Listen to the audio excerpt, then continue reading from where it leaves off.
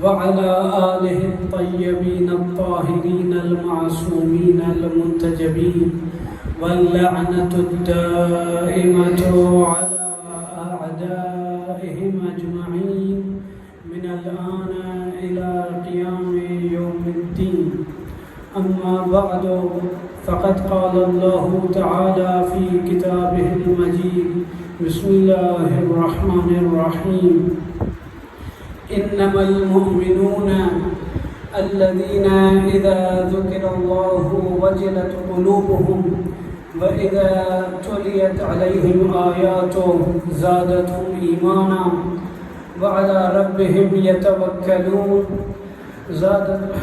अल्लज़ीना युक़ीमूनस्सलात व मिम्मा रज़क़नाहुम युनफ़िक़ून उलाइका हुमुल मुमिनून हक़्क़न लहुम दरजातुन इंद रब्बिहिम व मग़फ़िरतुन व रिज़्क़ुन करीम। सल्लल्लाहु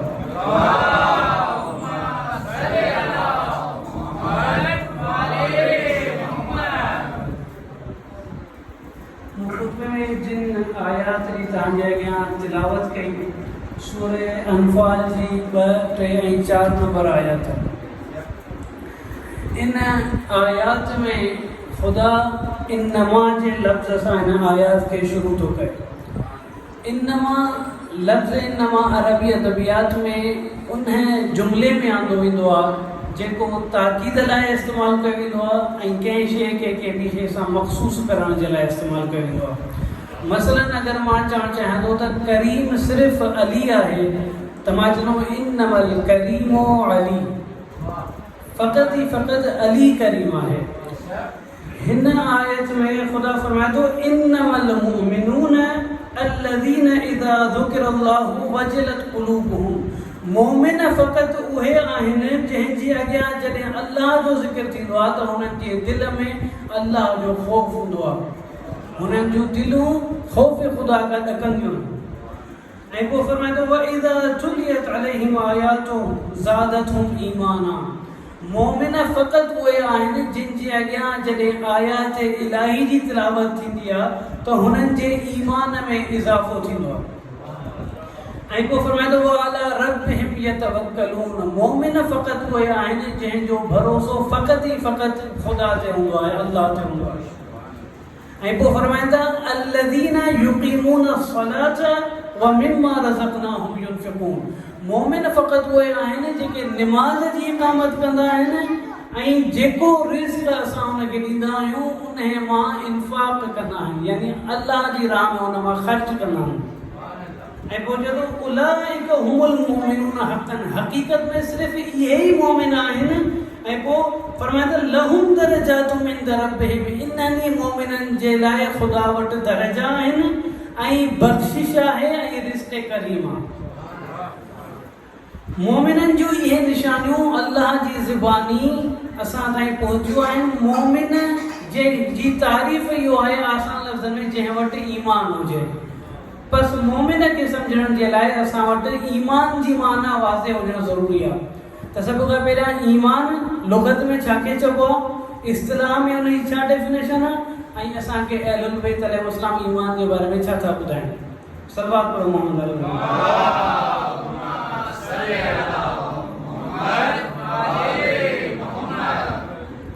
ईमान लुग़त में कंहिं बि शइ जी यकीन हासिल करण ऐं तस्दीक़ करण खे चइबो आहे। जॾहिं बि असां कंहिं शइ ते यकीन हासिल कंदा आहियूं, उन जी तस्दीक़ कंदा आहियूं, उनखे ईमान चइबो आहे।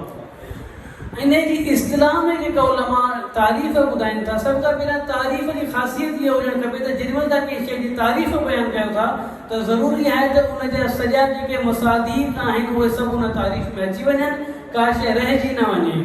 त मूं चंद तारीफ़ूं ईमान जूं ॾिठियूं, उन मां जेका सभिनि खां बहितर मूंखे तारीफ़ लॻी उहा इहा हुई त ईमान यानी पैगंबर जे अक़वाल ते यकीन रखणु, पैगंबर जी रिवायात ते यकीन रखण खे ईमान चइबो आहे। हाणे असां ख़ुदा खां ई पुछूं त पैगंबर जी रिवायत जे बारे में, पैगंबर जे क़ौल जे बारे में ख़ुदा छा थो फरमाए, त ख़ुदा फरमाए थो मा यंतिक़ु अनिल हवा इन हुवा इल्ला वहयुन यूहा। पैगंबर पंहिंजी मर्ज़ी सां न बल्कि ख़ुदा जी मर्ज़ी सां ॻाल्हाईंदो आहे। ऐं उहो पैगंबर जेको ख़ुदा जी मर्ज़ी सां ॻाल्हाईंदो आहे, उन जे ज़बान ते जेका गुफ़्तगू अचे उन गुफ़्तगू ते यकीन रखण खे इस्लामी ईमान चइबो आहे। हाणे सुवाल त पैगंबर जी गुफ़्तगू में असांखे छा थो मिले? सभ खां पहिरियों जेको ऐलान पैगंबर कयो उहो अल्लाह जी वहदानियत जो ऐलान हुयो, जंहिंखे ॿियनि लफ़्ज़नि में तौहीद चइबो आहे। तौहीद जो हिकिड़ो जुज़ ख़ुदा जो हिकु हुजणु आहे त ॿियो जुज़ ला शरीक लहू जो आहे, त उन जे बराबरि ऐं उन जे मुसावी केर बि कोन्हे को, सिर्फ़ु ऐं सिर्फ़ु उहो मालिक हक़ीक़ी आहे इन आलम जो। इहो पहिरियों जुमिलो पैगंबर अदा करे थो। ॿियो जुमिलो जेको पैगंबर अदा करे थो उहो पंहिंजी नबूवत ऐं पंहिंजी ख़ातमियत जो ऐलान आहे त मां नबी आहियां, मूंखां पोइ कोई नबी कोन्हे को। मरले वार जॾहिं मौला जॾहिं पैगंबर जी ज़िंदगी सां ॾिसूं था त जेके टियों जुमिलो चऊं या टियों अक़ीदो जेको पैगंबर जे ज़बानी सां थी पहुचे थो उहो विलायत अहलुल बैत अलैहिमुस्सलाम। ऐं उन्हनि सां गॾु जेके हदीस सकलैन में बि ज़िक्र आहे त हिकिड़ी भारी शइ जेका पैगंबर छॾियो उहो क़ुरान आहे, ऐं ॿी भारी शइ जेका छॾियो विलायत अहलुल बैत आहे। बसि इहो टियों अक़ीदो असांजे ईमान जो जेको रुकन आहे उहो क़ुरान ऐं विलायत अहलुल बैत। हिकिड़ो क़ुरान नातिक आहे त ॿियो क़ुरान सामित आहे। हिकिड़ो क़ुरान जेको चुप आहे, ॿियो क़ुरान जेको ॻाल्हाए थो। जेको चुप क़ुरान आहे उहो असांजो किताब जंहिंखे असां तिलावत कयूं था, ऐं जेको ॻाल्हाइण वारो क़ुरान आहे उहो अहलुल बैत जेके क़ुरान खे एक्सप्लेन था कनि, उन जी वज़ाहत ऐं तौज़ीह ऐं तफ़सीर बयान था कनि। बसि इहो असांजो ईमान जो टियों रुकन। चौथों रुकन अगरि असांजे ईमान जो आहे उहो आहे ख़ुदा जी हिकमत ऐं अदल इलाही। असां शीयनि वटि उसूल दीन जो जेको चौथों रुकन आहे उहो आहे त अल्लाह पंहिंजी हिकमत जे मुतज़ाद का बि शइ न कंदो आहे। उन वटि जेका बि शइ सादिर थींदी आहे उहा हकीमाना ऐं आदिलाना हूंदी आहे। ऐं पंजों रुकन असांजे उसूल दीन जो जेको आहे उहो बि असांखे पैगंबर जी गुफ़्तगू मां मिले थो त हिकिड़ो अहिड़ो ॾींहुं अचिणो आहे जंहिंमें नंढनि वॾनि अमलनि जो हिसाब थींदो, जंहिंखे क़ुरान में यौमुल हिसाब जो चयो वियो आहे, जंहिंखे मआद जो लफ़्ज़ बि इस्तेमालु कयो वेंदो आहे, ऐं जंहिंजे लाइ क़यामत जो लफ़्ज़ बि इस्तेमालु कयो वेंदो आहे। सलवात पढ़ो मोहम्मद।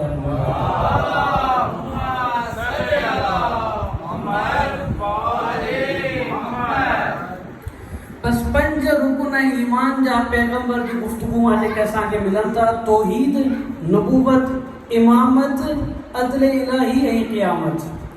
इहे इन तारीफ़ मां असां इन नतीजे ते पहुचूं था त इहे पंज रुकन आहिनि ईमान जा।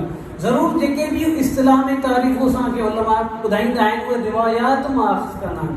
असां इहो बि ॾिसूं त ईमान जे बारे में रिवायत में अहलुल बैत अलैहिस्सलाम खां असांखे छा थो मिले। पहली रिवायत पैगंबर अकरम सल्लल्लाहु अलैहि वसल्लम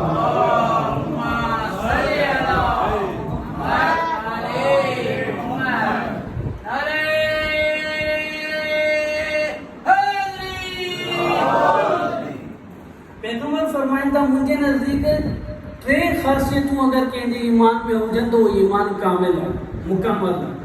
फरमाइनि था सलासु ख़िसालिन मन कुन्न फ़ीही इस्तकमल ख़िसालुल ईमान।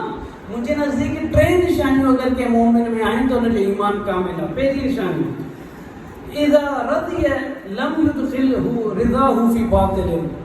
मोमिन जॾहिं ख़ुशि हूंदो आहे, जॾहिं राज़ी हूंदो आहे त ख़ुशी में बातिल जी तरफ़ कोन वेंदो आहे। ख़ुशी जे अंदरि गुम थी करे शरीयत नाहे विसारींदो, ख़ुदा जी मोहबत खे नाहे विसारींदो। असां वटि कई अहिड़ा मिसाल आहिनि जॾहिं को माण्हू ख़ुशी में हूंदो आहे, को ग़लति क़दम खणंदो आहे, हुनखे चवंदे बाबा हीअ शइ शरीयत में जाइज़ न आहे, तुंहिंजो पहिरियों बहानो ईंदो इहो हूंदो आहे त अॼु मुंहिंजी ख़ुशी जो ॾींहुं आहे, अॼु मुंहिंजे पुट जी ख़ुशी आहे, या अॼु मुंहिंजी पहिरीं ख़ुशी आहे, अॼु मूंखे इजाज़त ॾे, अॼु शरीयत खे पासे ते रख, इन करे अॼु मां ख़ुशी में आहियां। पैगंबर चवंदो मोमिन उहो आहे जो ख़ुशी में बि ख़ुदा खे न विसारे, जो ख़ुशी में बि बातिल जी तरफ़ न वञे, उहो मुंहिंजे नज़दीक कामिल मोमिन आहे। ऐं वरी ॿी जेका ख़ासियत पैगंबर ॿुधाइनि था वइज़ा ग़ज़ब लम युख़रिजुल ग़ज़बु मिनल हक़। ऐं जॾहिं गुस्से में हूंदो आहे त गुस्से में हू हक़ खां तजावुज़ कोन कंदो आहे, गुस्से में हू ग़लति फ़ैसिलो न कंदो आहे, कंहिंजे लाइ ग़लति ॻाल्हि गुस्से में न कंदो आहे, बल्कि मोमिन जी ख़ासियत आहे पंहिंजे गुस्से में क़ाबू पाईंदो आहे पंहिंजे गुस्से ते, ऐं अक़ल खां इस्तिफ़ादो कंदो आहे, उन वञा फ़ाइदो हासिलु कंदो आहे। टी जेका ख़ासियत उहा वइज़ा क़दर लम यतआतम अलैहि सलाह। मोमिन खे जॾहिं कुदरत हासिल थींदी आहे, ताक़त हासिल थींदी आहे, त ताक़त जे नशे में कंहिं ॿिए जे हक़ में हथु न आहे विझंदो।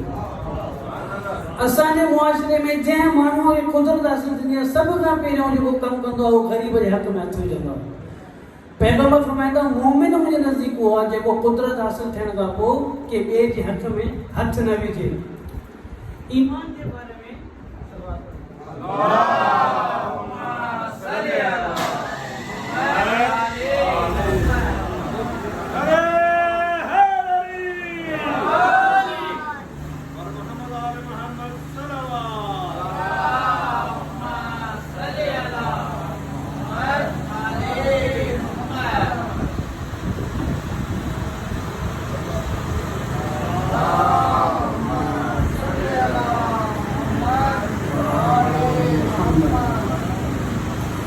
ॿी रिवायत हज़रत इमाम अली अलैहिस्सलाम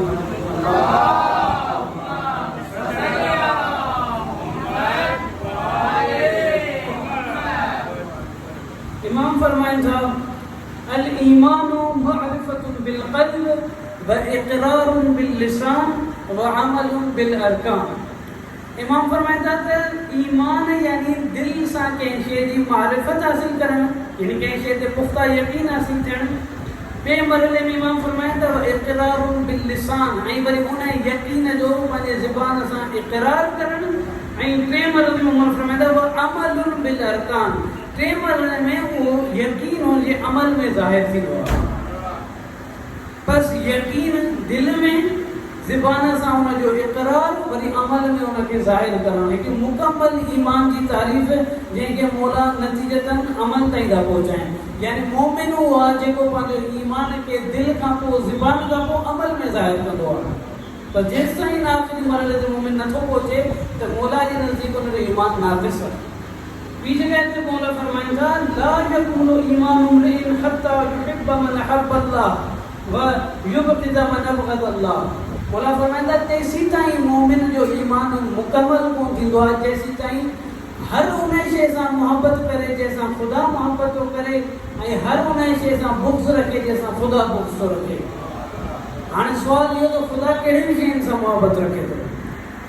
जंहिं बि शइ सां को बि इंसान मोहबत रखंदो आहे उन जे लाइ हुकुम जारी कंदो आहे। बसि अल्लाह बि जंहिं जंहिं शइ जे लाइ हुकुम जारी कयो आहे उहे अल्लाह जूं महबूब शयूं आहिनि। अगरि अल्लाह निमाज़ जे लाइ हुकुम जारी कयो आहे यानी उहे अल्लाह जूं महबूब शयूं आहिनि। असांखे बि उन सां मोहब्बत जो इज़हार करणु घुरिजे। अगरि अल्लाह आज़ादारी जो हुकुम ॾिनो आहे त उहा आज़ादारी अल्लाह जे नज़दीक महबूब आहे। असांखे बि उन सां मोहब्बत हुजणु खपे। रोज़ो बि ईअं ॿियो इबादतूं बि ईअं। हाणे मोहब्बत हुजणु यानी छा सिर्फ़ु मां हुनखे पसंदि कयां ऐं परे खां ॾिसी करे चवां त मूंखे वणे थी इहा शइ या उनखे पंहिंजे अमल में इख़्तियार कयां उनखे हक़ीक़ी मोहब्बत चइबो आहे। बसि हर जेका शइ जेकी ख़ुदा हुकुम जारी करे थो हिन सां मोहब्बत करे थो मां हुन सां मोहब्बत कयां यानी हुन सां अमल में हुनखे पंहिंजे ज़ाहिर कयां। मां निमाज़ पढ़ी ॾेखारियां, मां आज़ादारी करे ॾेखारियां, मां रोज़ो माण्हुनि खे रखे ॾेखारियां। इन सां वञी मौला अली जे नज़दीक मुंहिंजो ईमान कामिल थींदो आहे। अॻियां मौला फरमाइनि थो इन तरीक़े सां जंहिंसां ख़ुदा बुग़्ज़ रखे हुन सां मां बि बुग़्ज़ रखां। अल्लाह कहिड़ियुनि शयुनि सां बुग़्ज़ रखे थो। जंहिं शइ सां को इंसान बुग़्ज़ रखंदो हुन खां रोकींदो आहे। अल्लाह बग़ैर कंहिं हराम कम खां असांखे रोके थो त यानी हुन सां बुग़्ज़ थो रखे ऐं असांखे बि हुन सां बुग़्ज़ रखणु खपे यानी पंहिंजे पाण खे उन शइ खां दूरि करणु खपे। पोइ चाहे चोरी हुजे, चाहे शराब हुजे, चाहे ॿिया जेके गंदा अफ़आल आहिनि जंहिंखां ख़ुदा रोके थो, इहे सभु मक़बूज़ ख़ुदा आहिनि पर असांजा बि मक़बूज़ हुजणु खपनि।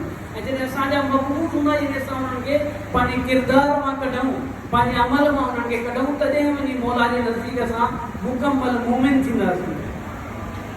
इमाम रिज़ा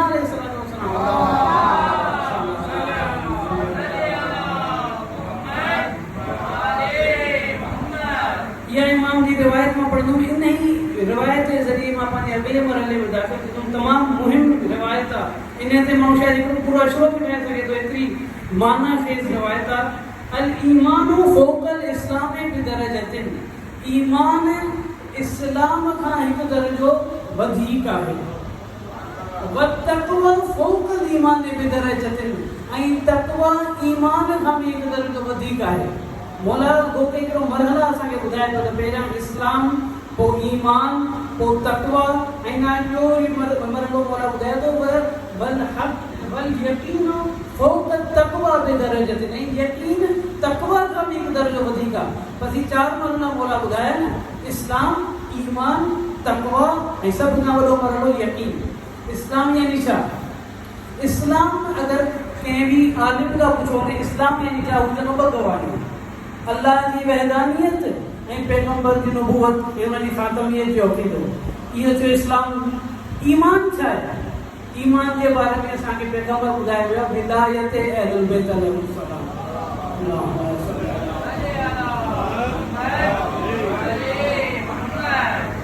बस पहिरें मरहले में ॿ गवाहियूं, ॿिए मरहले में जेको पहिरें मरहले खां बि वधीक मथियों मरहलो आहे उन में टी गवाही जेके असां पंहिंजे ईमान जो हिसो मञूं था। ऐं उन खां पोइ जेको टियों मरहलो आहे उहो ईमान खां बि वधीक आहे। इमाम फरमाए थो उहो आहे तक़वा जो मरहलो, परहेज़गारी जो मरहलो, अमल जो मरहलो, जंहिंखे इमाम ईमान खां बि मथे मरहले जे करे ॿुधाइनि था। ऐं चौथों जेको मरहलो आहे उहो हक़ जे बारे में ॿुधाइनि था, यकीन जे बारे में। त यकीन तक़वा खां बि वधीक आहे। उन यकीन जे बारे में ॿुधाए करे वरी इमाम हीउ जुमिलो ॿुधाइनि था, वलम युक़सम बैनल इबाद शैउन अक़ल्लु मिनल यकीन, बंदनि जे दरमियान यकीन खां वधीक घटि शइ पाई कान थी वञे। यानी घटि में घटि अगरि का शइ बंदनि जे दरमियान आहे उहा यकीन जो मरहलो आहे। मौला ॿुधाइनि था यकीन जे मरहले ते तमामु घटि माण्हू पहुचंदा, पर घटि में घटि असांजो टारगेट तक़वा त हुजणु खपे। हाणे यकीन हिकिड़ो फ़लसफ़ी इरफ़ानी मरहलो आहे, घटि माण्हू पहुचंदा, पर घटि में घटि जेको असांजो टारगेट हुजणु खपे उहो तक़वा जो टारगेट हुजणु खपे। इन तक़वा ते पहुचण जे लाइ ज़रूरु असांखे मालूम हुजणु खपे त तक़वा छा आहे। डिक्शनरी में अरबी अदब में तक़वा जी माना छा आहे, तक़वा इस्तिलाह में उनखे कीअं डिफाइन कयो वियो, ऐं तक़वा अहलुल बैत जी रिवायात में कहिड़ी माना में असां आयो। सभ खां पहिरियों तक़वा लुग़त में छा चइबो आहे? अरबी अदब जे एतबार सां तक़वा विक़ाया लफ़्ज़ मां निकितल आहे। विक़ाया चइबो आहे हिफ्ज़ करण खे, पंहिंजे पाण खे बचाइण खे विक़ाया चइबो आहे। तक़वा दर वाक़ई वक़वा हुयो, वाव जेको उहो क़ल्ब थियो आहे, तां में सर्फ़ी एतबार सां वाव जॾहिं तक़वा तां में क़ल्ब थियो आहे पोइ वठी वियो आहे तक़वा। इन तक़वा खे इस्तिलाह में चयो वियो आहे त पंहिंजे पाण खे गुनाह खां बचाइण खे तक़वा चइबो आहे।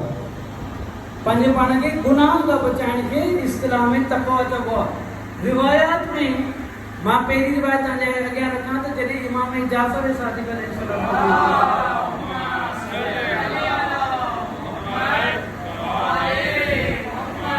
इमाम का जॾहिं तक़वा जे बारे में पुछो वियो, इमाम फरमाइनि था अल्लाह यफ़्क़िदक अल्लाहु हैसु अमरक वला यराक हैसु नहाक।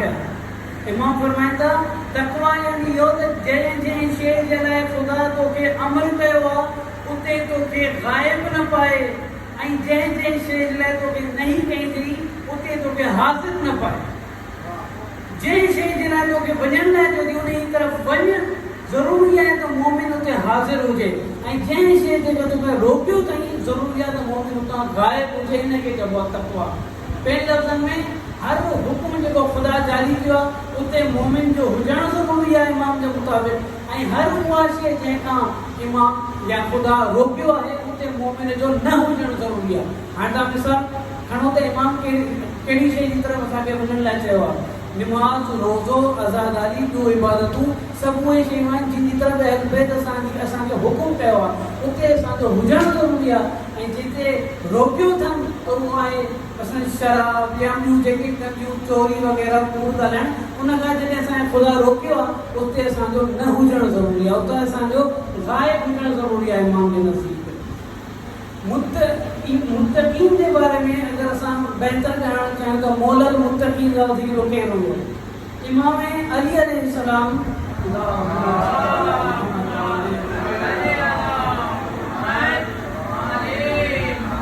मुत्तक़ीन जो इमाम असांखे तक़वा जे बारे में हीअं थो ॿुधाए, चए थो मन मलक शहवतहू कान तक़िया। मुत्तक़ी उहो आहे जेको पंहिंजी शहवत ते क़ाबू पाए, जेको पंहिंजे नफ़्स ते क़ाबू पाए उनखे मुत्तक़ी चइबो आहे। अॻियां वरी इमाम मुत्तक़ी जूं टे निशानियूं ॿुधाए थो, चए थो लिल मुत्तक़ी सलासु अलामात। मुत्तक़ी जूं टे निशानियूं आहिनि। सभ खां पहिरियां इख़लासुल अमल, मुत्तक़ी उहो आहे जंहिंजो अमल ख़ालिसतन ख़ुदा जे लाइ हूंदो आहे।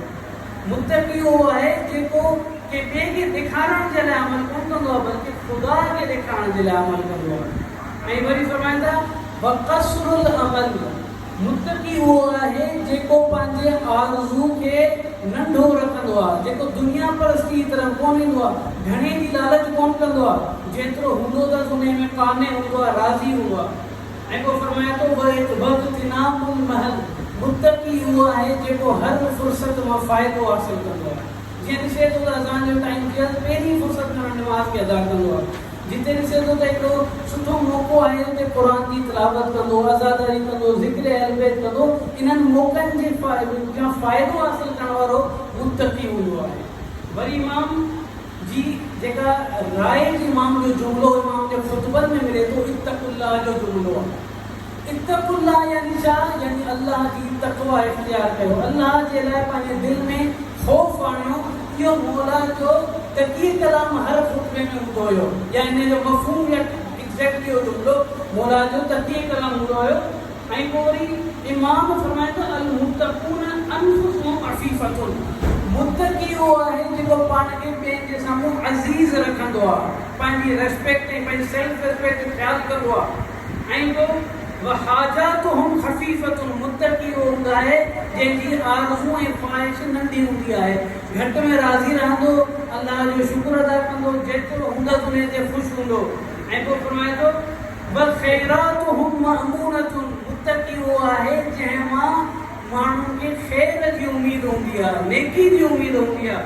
ऐं अॻियां फरमाए थो शुरूरुहुम मअमूनतुन, मुत्तकी उहो आहे जंहिंजे शर खां माण्हू महफ़ूज़ हूंदा आहिनि, जेको मुआशिरे में तफ़रीक़ो कोन फैलाईंदो आहे, जेको माण्हुनि ताईं पंहिंजी बदी या बुराई कोन पहुचाईंदो आहे, बल्कि माण्हू हुन मां नेकी जी उमेद रखंदा आहिनि। ऐं पोइ इमाम फरमाए थो अल मुत्तक़ून अनफुसुहुम क़ानिअतुन, मुत्तकी उहे आहिनि जेके जेतिरो हूंदो उन ते राज़ी रहंदा आहिनि, शुक्र ख़ुदा कंदा आहिनि। शहवातुहुम मैततुन, ऐं पंहिंजे अंदरि खे मारे छॾींदा आहिनि, पंहिंजे नफ़्स खे मारे, पंहिंजी ख़्वाहिशुनि खे मारे छॾींदा आहिनि। ऐं पोइ चलो वुजूहुहुम मुस्तबशिरतुन, मुत्तकी उहे आहिनि जंहिंजे चहिरनि ते हमेशह मुस्कुराहट हूंदी आहे, जेके पंहिंजे गुस्से ऐं ग़म ऐं दुख खे चहिरे ते ज़ाहिर कोन कंदा आहिनि। ऐं पोइ फरमाए थो वक़ुलूबुहुम महसूनतुन, ऐं उन्हनि जी हुस्न ऐं उन्हनि जो गुस्सो जेको उन्हनि जी दिलि में अंदरि हूंदो आहे।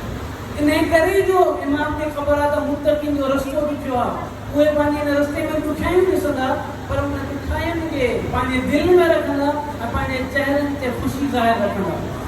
वञी हर कंहिंखे कोन ॿुधाईंदा त मां बीमार आहियां, मूंसां हीअ मुश्किल आहे, मूंसां हीअ मुश्किल आहे, न, हू हमेशह अल्लाह जो शुक्र कंदा, जेतिरो हूंदो उन ते ख़ुशी जो इज़हार कंदा ऐं पंहिंजे ग़मनि जे अंदरि लिकाए रखंदा।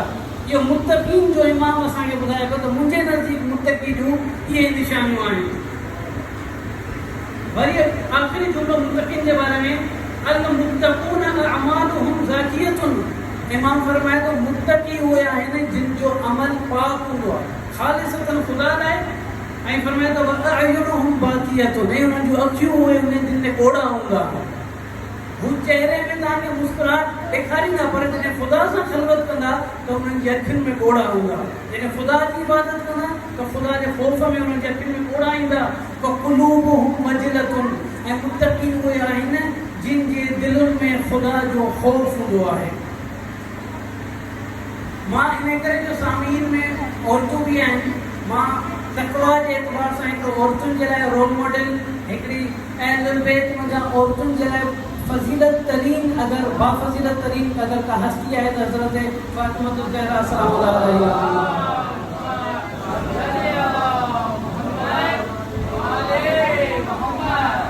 हज़रत बीवी फ़ातिमा ज़हरा सलाम अलैहा का जॾहिं इहो पुछो वियो त बहितरीन शइ औरतुनि जे लाइ छा आहे, त बीबी हिजाब जो बाला तरीन मरहलो ॿुधायो।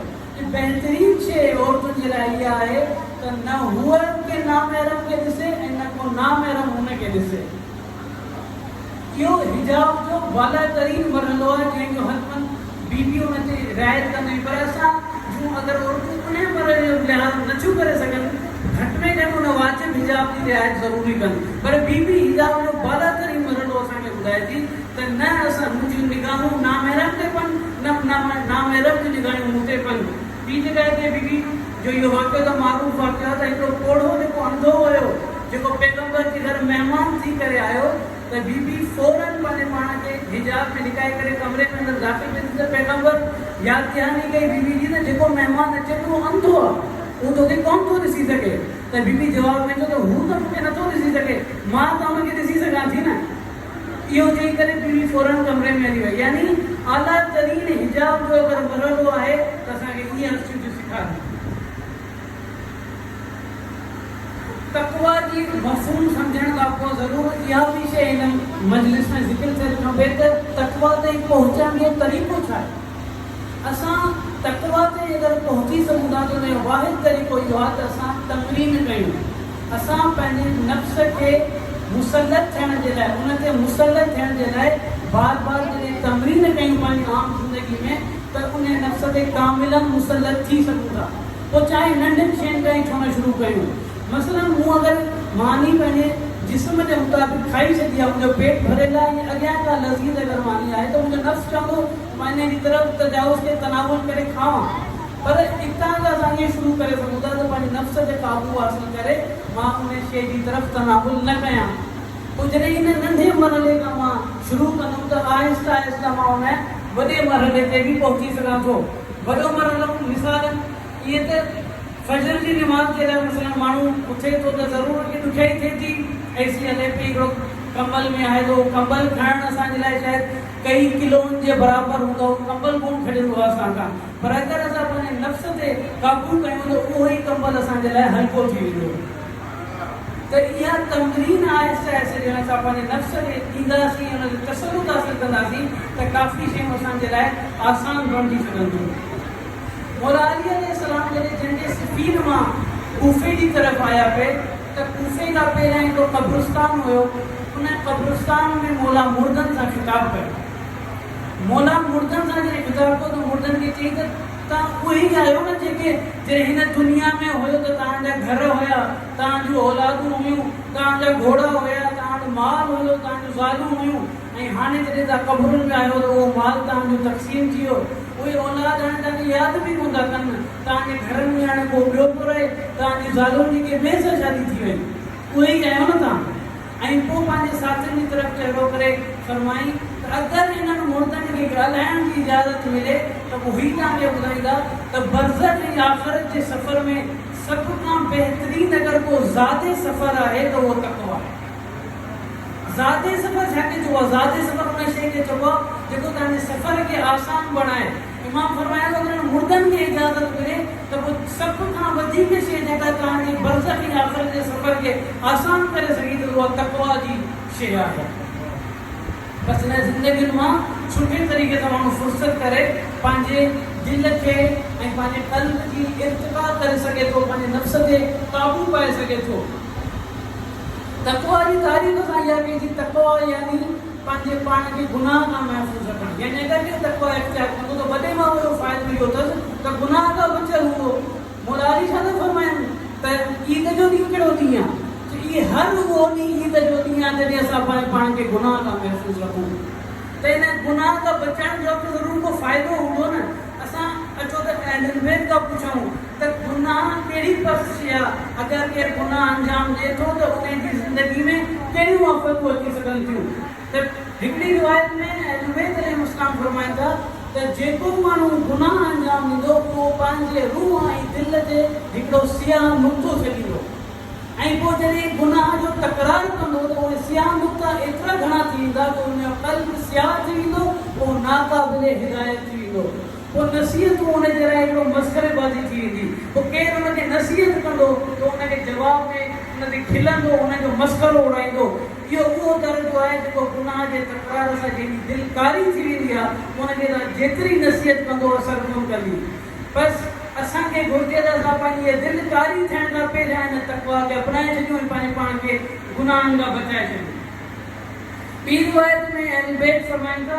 अशद्दु ज़ुनूब मस्तख़फ़ बिही साहिबुहु बदतरीन गुनाह इहो आहे त जेको माण्हू गुनाह करे उन गुनाह खे हल्को सम्झी करे गुनाह करे खिलंदे खिलंदे करे गुनाह करे केरु उनखे रोके त गानो न ॿुधो उनखे आवाज़ ॿुधाए करे पोइ गुनाह करे इनखे चइबो आहे गुनाह खे हल्को सम्झी करे अंजाम ॾियणु।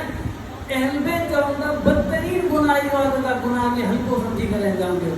पीर वाहिद पैगंबर फरमाइनि था अगरि को हिन दुनिया में खिलंदे खिलंदे गुनाह खे अंजाम ॾींदो त आख़िरत में रोईंदे रोईंदे जहन्नम में वेंदो। इहो आहे खिलंदे खिलंदे केरु अंजाम ॾींदो गुनाह खे, जेको शरीयत जो मसख़रो कंदो आहे, जेको शरीयत खे हल्को सम्झंदो आहे, गुनाह खे हल्को सम्झंदो आहे, उहो खिलंदे खिलंदे हिन दुनिया में गुनाह अंजाम ॾींदो आहे ऐं को आख़िरत में पैगंबर चए थो रोईंदो रोईंदो जहन्नम में वेंदो। गुनाह जा जेके असर आहिनि हिकु भेरो फर्दी हूंदा आहिनि, हिकु भेरो इज्तिमाई हूंदा आहिनि। वाज़े थियणु खपे फर्दी यानी छा, इज्तिमाई यानी छा। गुनाह फर्दी, गुनाह जो असर फर्दी हुजे यानी अगरि मां गुनाह अंजाम ॾींदो उन जो नुक़सानु ख़ाली मूंखे मिलंदो के ॿिए खे न मिलंदो, हिनखे चइबो फर्दी नुक़सानु। ऐं इज्तिमाई नुक़सानु चइबो आहे जॾहिं गुनाह खे माण्हू अंजाम ॾींदो आहे त पाण सां गॾु मुआशिरे खे बि नुक़सानु ॾींदो आहे, हिनखे चइबो आहे इज्तिमाई नुक़सानु। फर्दी गुनाह यानी त मूंखे नमाज़ पढ़णु मुंहिंजे वाजिबु आहे, मां नथो पढ़ां, पंहिंजे पाण खे नुक़सानु ॾिना। पर इज्तिमाई गुनाह यानी छा, हिकिड़ो माण्हू नशो करे हिन मुआशिरे में जॾहिं फिरंदो ऐं नंढा जॾहिं हुनखे ॾिसंदा, ज़रूरु नंढा वॾनि खां सिखंदा त उहे नंढा बि सुभाणे नशो कंदा, इनखे चइबो आहे इज्तिमाई गुनाह। अहिड़ो गुनाह जेको इज्तिमाई नुक़सानु रखंदो हुजे, चोरी करणु, करप्शन करणु या ॿिया जेके राइज करणु पंहिंजे मुआशिरे में, इहे सभु अहिड़ा गुनाह आहिनि जंहिंजो असर ॿिए ताईं पहुचे थो। चोरी करण सां ॿिए खे नुक़सानु थो पहुचे, हिकु इज्तिमाई गुनाह आहे। ब्याज अगरि माण्हू राइज कंदो त पाण बि सूद खणंदो, ॿिए खे बि सूद, केवल हुनखे सूद मिले थो, केवल मूंखे सूद मिले थो, इहो बि अहिड़ो गुनाह आहे जेको मुआशिरे में पकड़जंदो आहे, फेरिजंदो आहे, सॼे मुआशिरे खे दीमक वांगुरु ठाहींदो वेंदो आहे। इहो गुनाह जेको इज्तिमाई नुक़सानु रखे थो, इहो फर्दी गुनाह खां बि वधीक बदतर आहे। जेतिरा माण्हू मुआशिरे में ख़राबु कंदो ओतिरी वधीक हुनखे सज़ा मिलंदी। इन करे हिन नुक़सानु फर्दी न आहे बल्कि इज्तिमाई आहे, मुआशिरो हिन सां ख़राबु थिए थो। अहलुल बैत अलैहिस्सलाम जी रिवायत तव्हां ॾिसंदो त जॾहिं हू गुनाह जे नुक़सान जी ॻाल्हि था कनि त इहो था फ़रमाइनि त जेको माण्हू हिन दुनिया में गुनाह कंदो उहो हिन दुनिया में हुन जी सज़ा बि ॾिसंदो। हाणे इहो सुवालु हिकिड़ो अचे थो त पोइ बाज़ मोमिन जेके परहेज़गार आहिनि उहे मुश्किलात ॾिसंदा, चाहे उन्हनि गुनाहनि जे करे आहिनि। कॾहिं कॾहिं ईअं थींदो आहे त जेके मुश्किलात हूंदियूं आहिनि उहो असांखे ख़ुदा पंहिंजो सम्झी करे इम्तिहान वठणु चाहींदो आहे। ही इमाम जेका ॻाल्हि कनि था, अहल बैत ॻाल्हि कनि था, अक्सर करे फ़रमाइनि था त असांजी मुश्किलात असांजे गुनाहनि जे करे हूंदियूं आहिनि। इमाम बाक़र अलैहिस्सलातु वस्सलाम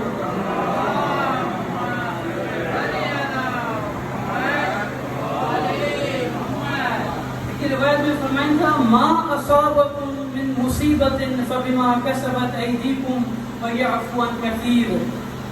का बि अहिड़ी मुसीबत तव्हांजी ज़िंदगी में न ईंदी मगर तव्हांजे पंहिंजे गुनाह जे करे ई उन तव्हांजी मुसीबत उहो ॾिसंदो, तव्हांजे पंहिंजे गुनाह जे करे ई उहा मुसीबत तव्हांजे मथां ईंदी आहे। जॾहिं त ख़ुदा अक्सर गुनाह जी बख़्शिश करे छॾींदो आहे, पर पोइ बि काफ़ी सारियूं तकलीफ़ूं असांजे पंहिंजे गुनाह जे नतीजे में असां ताईं पहुचंदियूं आहिनि। हिकिड़ी ॿी रिवायत में पैगंबर फरमाइनि था त जेको बि हिन दुनिया में का बुराई कंदो त उहो इन दुनिया में ई उनजी सज़ा ॾिसंदो। इन तरीक़े सां वरी इमाम जाफ़र सादिक़ अलैहिस्सलाम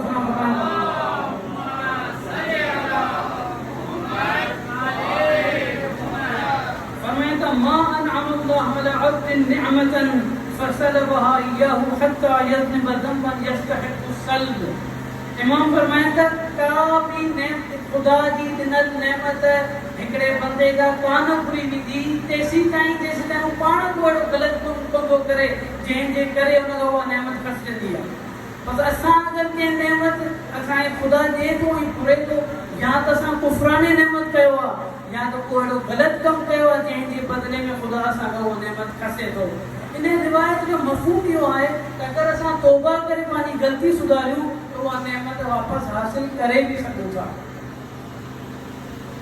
के हंधि इमाम फरमाइनि था इन्नल मुमिन ला यअति ज़ंब फयहरुमु बिहि रिज़्क़। मोमिन उहो आहे जेको गुनाह कंदो आहे त अल्लाह साईं उन जो रिज़्क़ उन ते हराम करे छॾींदो आहे। बसि गुनाह तव्हांजे विच में तव्हांजे रिज़्क़ ऐं तव्हांजे विच में दीवार बि बणिजी सघे थो। इन करे गुनाह अगरि केरु तक़वा इख्तियार करे तो गुनाह खां बचे थो त उन जे रिश्ते विच में जेको माने आहे, जेका दीवार आहे, उन दीवार खे पंहिंजे नेगेटिविटी, पंहिंजे तक़वा जे ज़रिए हटाए सघे थो। हिकिड़ी जॻह ते मौला अली अलैहिस्सलातु वस्सलाम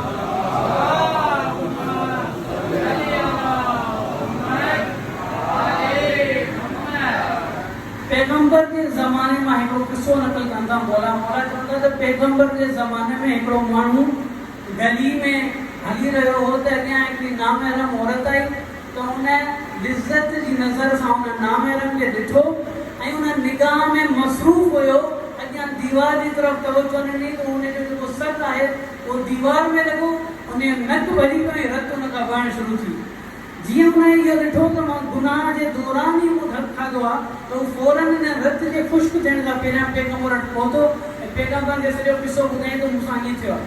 पैगंबर जवाब में चयसि, जेको तो गुनाह उते कयो उन जी सज़ा तोखे ख़ुदा उते ई ॾेई छॾी ऐं उते ई आयत करीमा ये नाज़िल थी, बिस्मिल्लाहिर रहमानिर रहीम, कुल लिल मुमिनीना यग़ुद्दू मिन अबसारिहिम व यहफ़ज़ू फ़ुरूजहुम। ए पैगंबर मोमिनन के ॿुधा त करे गली में हलन था ऐं का नामहरम अॻियां अचे थी त पंहिंजी नज़रुनि खे झुकाइनि ऐं पंहिंजी पाक दामनी जी हिफ़ाज़त कनि।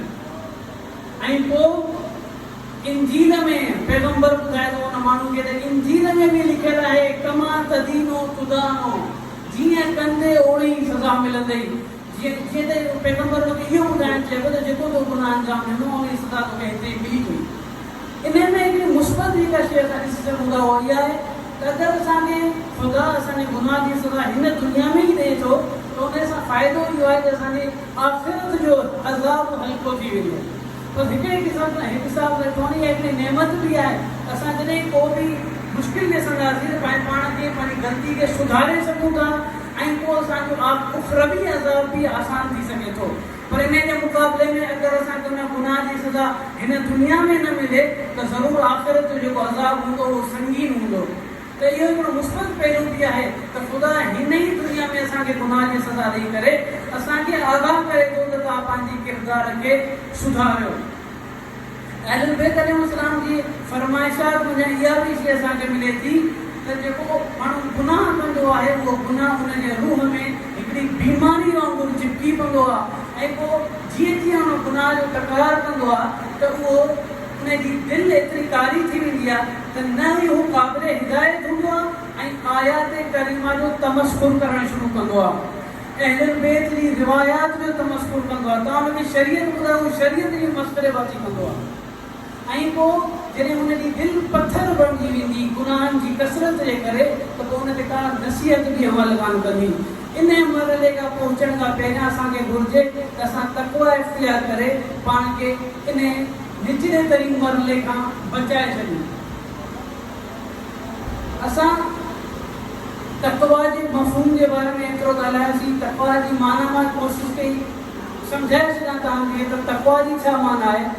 इन तक़वा ताईं पहुचण जे लाइ अगरि को मज़बूत ज़रियो आहे जेको मूं पंहिंजी ज़िंदगी में बि कोई माण्हू ने ॾिठो आहे उहो आज़ादारी आहे। तव्हां अगरि सही नमूने सां आज़ादारी कयो ऐं आज़ादारी जे तक़ाज़ा जेको तक़ाज़ा आज़ादारी जो आहे उनखे पूरो कयो त इहा आज़ादारी तव्हांखे दीन ताईं पहुचाईंदी। आज़ादारी जो कमु इहो आहे त तव्हांखे दीन ई तक़वा ताईं पहुचाए। सिर्फ़ु उनखे सही नमूने सां असांखे उन मां इस्तेफ़ादो करणो आहे, असांखे उन मां सही नमूने सां फ़ाइदो हासिलु करणो आहे। इहा ई आज़ादारी हो अहिड़ा माण्हू हूंदा जेके पहिरियां आज़ादार हुया, दीन जे वेझो न हुया, पर कसरत जे आज़ादारी सां हू दीन जे वेझो थी विया। कंहिं न कंहिं मरहले में अची करे हुननि तक़वा इख्तियार कई आज़ादारी जे सही फ़ाइदे हासिल जे करे। इन आज़ादारी जे बारे में इमाम जाफ़र सादिक़ अलैहिस्सलाम फरमाया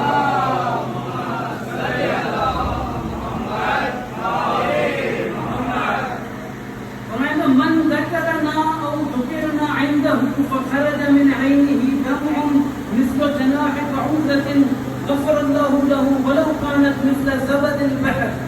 इमाम फरमाईंदा अगरि को माण्हू असांजो ज़िक्र करे या असांजो ज़िक्र कराए ऐं उन ज़िक्र जे दौरान हुनजे हथ मां हिकिड़ो ॻोढ़ो वही अचे जेको भले मच्छर जे पर जे बराबरि छो न हुजे, अल्लाह उन जा सॼा गुनाह माफ़ करे छॾींदो।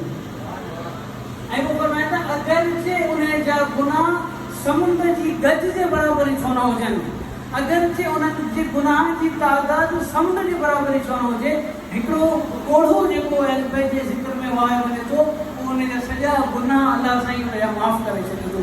एतिरो त सवाब आहे अहल बैत जी अज़ादारी जो ई मजमूई अहल बैत जी अज़ादारी आहे। हाणे तव्हां सोचो त शुहदाए करबला जे लाइ जेका असां अज़ादारी कयूं था उन जो केतिरो सवाब हूंदो। शुहदाए करबला में अगर मौला हुसैन अलैहिस्सलाम का पोइ के अफजल तरीन शहीद आहे करबला जो तो हज़रत अबुल फज़ल अब्बास अलैहिस्सलाम, वो हज़रत अब्बास जंहिंजे लाइ इमाम मासूम फरमाए थो, मौला हुसैन फरमाए थो बिनफ्सी अंत या अखी, ए मुंहिंजा भाउ तुंहिंजे लाइ मां कुर्बान वञा। इमाम मासूम हज़रत अब्बास जे लाइ फरमाए थो ए मुंहिंजा भाउ मां तोते कुर्बान वञा। तो हज़रत अब्बास जंहिंजे लाइ लक़ब कमर बनी हाशिम जो मशहूर आहे, छा वजह आहे हज़रत अब्बास कमर बनी हाशिम जो ईंदो आहे, बनु हाशिम कबीले जो चंड। इन करे हज़रत अब्बास जे चेहरे ते जेका नूरानियत ऐं ख़ूबसूरती जेका हुई, जो जॾहिं हज़रत अब्बास बाज़ार में निकिरंदा हुया माण्हू ताजुब सां उन्हनि खे पोयनि निहारे करे उनजी ख़ूबसूरती जो मुशाहिदो कंदा हुआ। एतिरी ख़ूबसूरती जो उनजे चेहरे खे ॾिसी करे माण्हू चवंदा कमर बनी हाशिम, बनु हाशिम कबीले जो चंड। उनजी दिलावरी ऐं शुजाना किस्सा जेतिरा तारीख़ अपना वटि भरिया पिया। हिकिड़ो किस्सो मां तव्हांजे अॻियां रखंदुमि। 13 सालनि जी उमिरि में 13 सालनि जी उमिरि छा माण्हू जी हैकल छा हूंदो, माण्हू जो जिस्म छा हूंदो माण्हू जो, पर 13 सालनि जी उमिरि में बि जंग सिफ़ी में जॾहिं मौला अली हज़रत अब्बास खे निकाब पाराए करे मैदान ते लाथो त उन जंग जी महारत ॾिसी करे दुश्मन चवण लॻा त इहो मैदान ते अली लथो आहे। एतिरी महारत जंग में ॾिसी करे 13 सालनि जो ॿार खे ॾिसी करे माण्हू चए पिया त इहो अली पियो जंग में विढ़े। एतिरी महारत इन हज़रत अब्बास जी फ़ज़ाइल में हिकिड़ो किस्सो आयतुल्लाह आशियानी नक़ल कनि था त मां करबला जी ज़ियारत जे लाइ वियो हुउसि। मौला हुसैन जी हरम में फ़िक्र में मशगूल हुउमि त मूंखे निंड अची वई। निंड जे आलम में मूं हिकिड़ो ख़्वाब ॾिठो। उन ख़्वाब में मूं ॾिठो त हज़रत इमाम हुसैन जे हरम में पैगम्बर अकरम सल्लल्लाहु अलैहि वसल्लम तशरीफ़ फरमा हुया ऐं गॾु मौला अली अलैहिस्सलाम हुया। ऐं उते हिकिड़ो फ़रिश्तो आयो। उहो फ़रिश्तो चए थो त हिकिड़ी औरत हज़रत अबुल फज़ल अब्बास जी ज़री खे पकड़े करे बाबुल हवाइज जे लक़ब सां मौला खे ख़िताब करे इहो चई रही आहे त मुंहिंजे बीमार जवान पुट खे शिफ़ा वठी ॾे। मां फ़रिश्तो तव्हां पैगम्बर जे अॻियां दरख़्वास्त खणी आयो आहियां त अल्लाह जी बारगाह में दुआ घुरो त उन बीमार जवान खे शिफ़ा मिले। पैगम्बर फ़रिश्ते खे इहो चई मोटायो त उन बीमार जवान जी तक़दीर में शिफ़ा न आहे लिखियल। इहो चई करे उन फ़रिश्ते खे जॾहिं पैगम्बर मोटायो वरी उहो फ़रिश्तो आयो साॻी दरख़्वास्त खणी करे त अञा बि उहा औरत ज़री पकड़े करे चई रही आहे त मुंहिंजे बीमार जवान पुट खे शिफ़ा वठी ॾे। पैगम्बर वरी इहो जुमिलो दोहरायो त हिन जवान जी तक़दीर में इहे छा न आहे लिखियल। ऐं को टियों भेरो आहे त आशियानी चवे थो त उहो ख़्वाब जे आलम में ॾिठो हज़रत अब्बास पंहिंजे आशूर जे उन कैफ़ियत सां उते वारिद थियनि था। ॿई बाज़ू तलनि थियनि, अखि में तीर पियलसि, सॼे जिस्म ते ज़ख़्म, ऐं चवनि था पैगम्बर खे या त बाबुल हवाई जो लक़ब मूंखां खसियो या त हिन जवान खे शिफ़ा ॾियो। पैगम्बर जॾहिं ख़ुदा जे अॻियां इहा दुआ महिल घुरनि था उन जवान खे जॾहिं शिफ़ा मिले थी त पैगम्बर फरमाइनि था असां उन जवान जी तक़दीर मटाए छॾींदासीं पर तोखां बाबुल हवाई जो लक़ब कोन खसींदासीं। उहो अब्बास जंहिंखे बाबुल हुसैन जो लक़ब मिलियल आहे। बाबुल हुसैन छो चवंदा आहिनि मौला अब्बास खे? इन करे मौला अब्बास जी जेका ज़रिया आहे असां उनखे मौला हुसैन की तरफ़ वञण जो दरवाज़ो सम्झी करे पहिरियां उते वेंदा आहियूं। पहिरियां मौला अब्बास जी ज़ियारत पढ़ंदा आहियूं, इजाज़त घुरी करे पोइ मौला हुसैन वटि वेंदा आहियूं। एतिरे क़दुरु जो मूं बाज़ इराक़ी ज़ाइरनि खे ॾिठो जॾहिं मौला अब्बास जी ज़ियारत मां फ़ारिग़ थींदा हुया त बैनुल हरमैन वारे रस्ते खे ठूठुनि ऐं गोॾनि सां पंहिंजे इदनि खे ज़मीन सां रगड़े करे मौला हुसैन जी तरफ़ वधंदा। ऐं चवंदा हा त असां तुंहिंजे अब्बास खां इजाज़त वठी हाणे तुंहिंजी तरफ़ पिया अचूं। आयतुल्ला खुई जॾहिं मारूफ़ आहे त आयतुल्ला खुई जॾहिं नजफ़ खां करबला जी तरफ़ मशी करे ईंदा हुया त हज़रत अब्बास जे हरम में जॾहिं पहुचंदा हुया त उहो मंज़र जेको आयतुल्ला खुई ॿुधाइनि था त सहन में हिकिड़ो मशकीज़ो लॻल हुयो, उन मशकीज़े खे तीर लॻल हुया ऐं पाणी उन मशकीज़े मां हौज़ ते किरे पियो। उन मंज़र जे दौरान आयतुल्ला खुई 3 सलाम हज़रत अबुल फज़ल अब्बास जे लाइ पेश थो करे। हर सलाम जे पोयां हिकिड़ी वजह लिखियल आहे। पहिरियों सलाम जेको आयतुल्ला खुई पेश करे थो, चए थो अस्सलामु अलैका या शबाब अल हुसैन, सलाम हुजे तो ते हुसैन जी जवानी। छा वजह आहे जो आयतुल्ला खुई मौला अब्बास खे मौला हुसैन जी जवानी चई रहियो आहे? इन करे जॾहिं जेसिताईं हज़रत अब्बास ज़िंदा हुयो मौला हुसैन जी कमर सिधी हुई ऐं जॾहिं मौला अब्बास शहीद थियो त इहो ई मौला हुसैन फरमाए थो अलआन इनकसर दहरी, हाणे मुंहिंजी चई टुटी पई आहे। ॿियो सलाम जेको आयतुल्ला खुई पेश करे थो, जेको पहिरें सलाम खां बि वधीक दर्दनाक आहे, अस्सलामु अलैका या हिजाब ज़ैनब।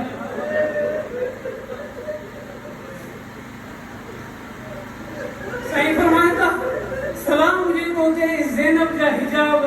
छा इन में वजह आहे? जेसीं ताईं हज़रत अब्बास ज़िंदा हुयो कंहिंजी जुरत न हुई जो बीबी जी चादरुनि में हथ विझी सघे।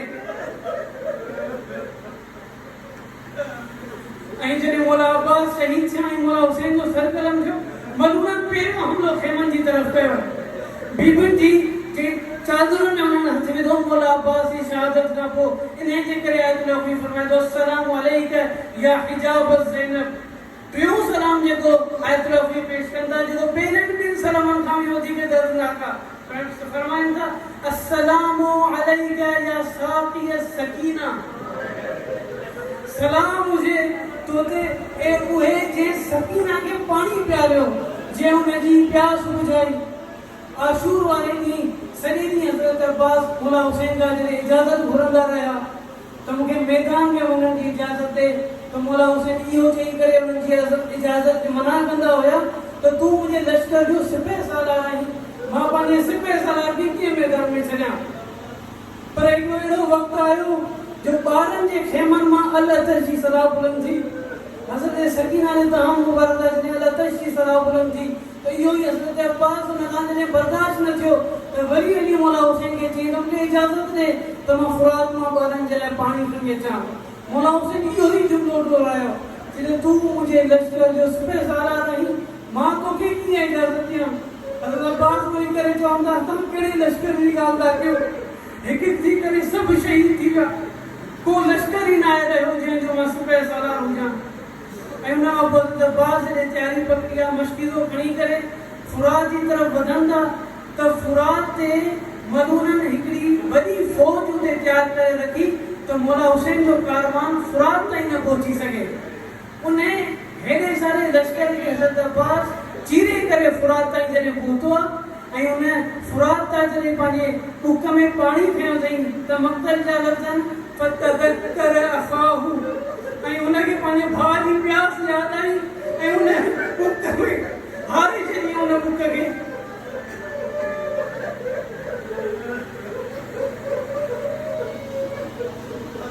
उन बुक खे हारी मशकीज़ो भरी ऐं वरी सवारी ते सवार थी करे मलूननि ते जॾहिं हमलो कई, हिकु भेरो उहो आयो त मलूननि मौला अब्बास जो साॼो हथु कलम कयो।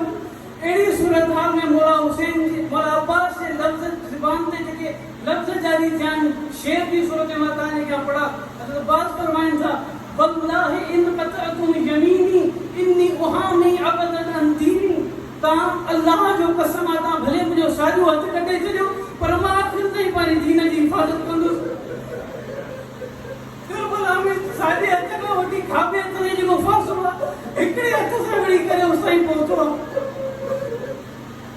ऐं को अहिड़ो मौक़ो आयो आहे जो हज़रत अब्बास जो खाॿो हथु बि जॾहिं कलम जो अथनि त उहो मशकीज़ो जेको हज़रत अब्बास जो आख़िरी हदफ़ बणिजी वियो त कंहिं तरीक़े सां हुनखे ॿारनि ताईं पहुचायूं।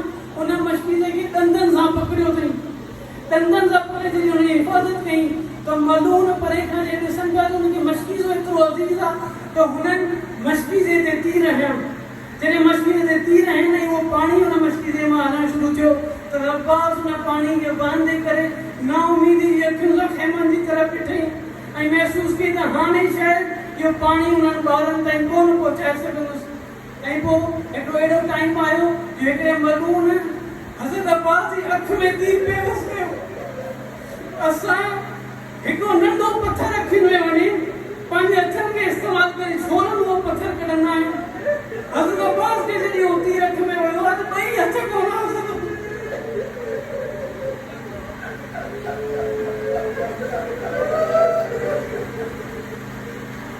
ॿई हथ कोन ऐं वरी हिकिड़ो अहिड़ो वार थियुसि जो हुन सवारी जी बुलंदी तां जंहिंमहिल हेठि किरियो आहे।